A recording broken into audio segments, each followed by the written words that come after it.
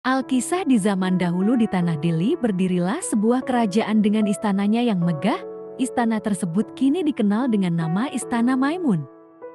Kerajaan tersebut berdiri sekitar abad 15–16 Masehi. Kerajaan Melayu tersebut dipimpin oleh seorang raja yang bernama Sultan Muhayyad Shah.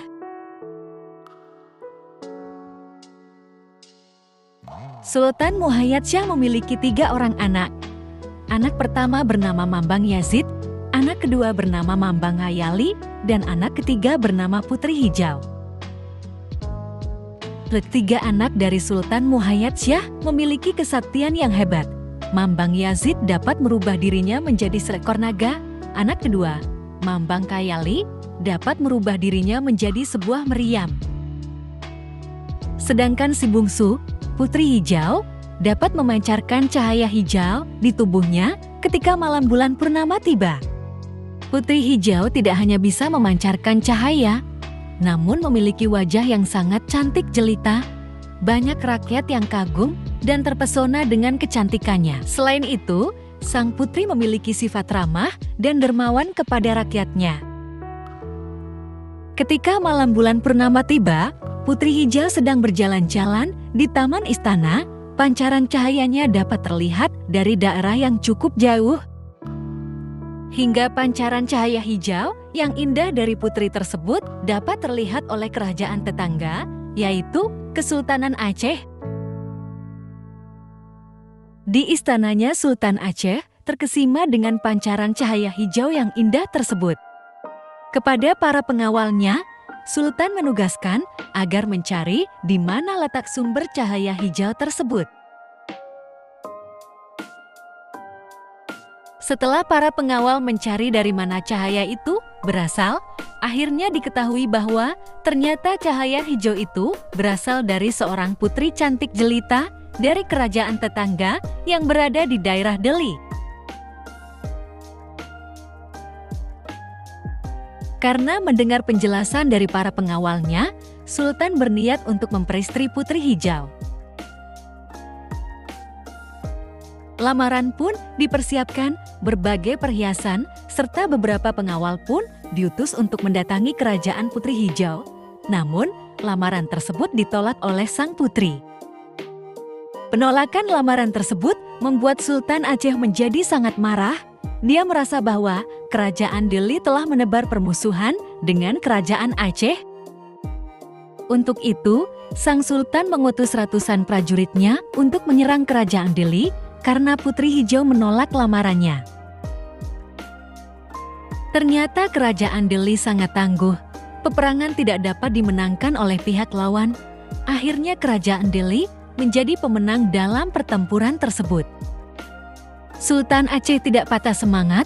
Dengan cara yang licik, dia lalu menembakkan meriam sebagai penyerangan terhadap kerajaan Delhi dengan peluru koin emas. Para prajurit kerajaan Delhi dengan sukacita mengambil koin-koin emas tersebut. Sementara prajurit kerajaan Delhi tengah sibuk mengambil koin-koin emas, kerajaan Aceh akhirnya menyerang kerajaan Delhi. Alhasil, kerajaan Delhi mengalami kekalahan. Anak kedua Sultan Delhi, yaitu Mambang Hayali, tidak terima dengan kekalahan yang dialami kerajaannya. Dia merubah tubuhnya menjadi sebuah meriam dan menembakkannya secara bertubi-tubi ke arah musuh.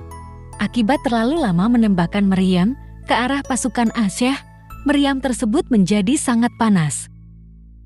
Akhirnya meriam tersebut terputus menjadi 2. Ujung meriam tersebut menjadi terlempar jauh hingga ke perbatasan kerajaan Aceh, sedangkan pangkal meriam masih ada di halaman Istana Maimun. Melihat kehancuran tersebut, kerajaan Delhi mengaku kalah. Putri Hijau akhirnya dapat dibawa oleh kerajaan Aceh. Mambang Yazid, kakak dari Putri Hijau, akhirnya meminta syarat kepada Sultan Aceh. Syarat tersebut adalah jangan menyentuh Putri Hijau sampai mereka datang ke Aceh. Selain itu, Putri Hijau harus dibawa dengan peti kaca, dan ketika sampai di daerah Jambu Air, Putri Hijau harus turun ke sungai untuk membakar kemenyan dan menabur beras serta telur. Setelah membakar kemenyan serta menabur beras dan telur, sang putri harus menyebut nama abangnya sebanyak 3 kali. Persyaratan itu dipenuhi oleh Sultan Aceh karena hal tersebut dianggap mudah.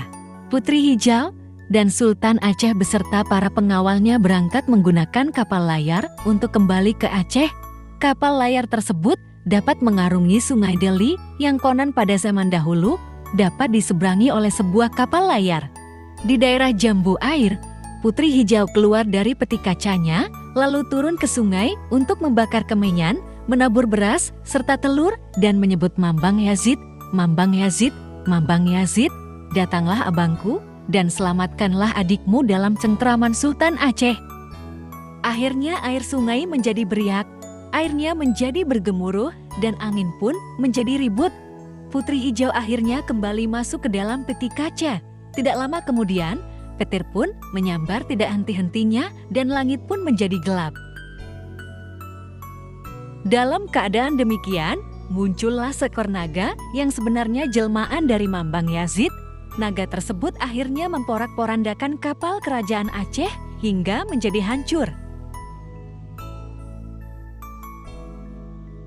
Akhirnya, Putri Hijau yang berada di dalam peti kaca terlempar ke sungai dan terapung-apung. Seekor naga yang merupakan jelmaan Mambang Yazid tersebut membawa peti kaca yang berisi Putri Hijau tersebut ke dalam mulutnya, lalu membawanya ke laut. Sampai saat sekarang, tidak ada yang mengetahui apakah Putri Hijau masih hidup sebagai manusia atau telah tiada. Demikianlah akhir kisah legenda Putri Hijau. Hikmah yang bisa diambil dari kisah ini adalah bahwa sebagai saudara kandung harus tetap saling menyayangi, mendukung, dan melindungi satu sama lain. Memaksakan kehendak pribadi, memanfaatkan kekuasaan, hingga menghancurkan orang lain tidak akan berujung pada kebaikan. Cinta tidak bisa dipaksakan, sekalipun dengan iming-imingi kekayaan dan kekuasaan.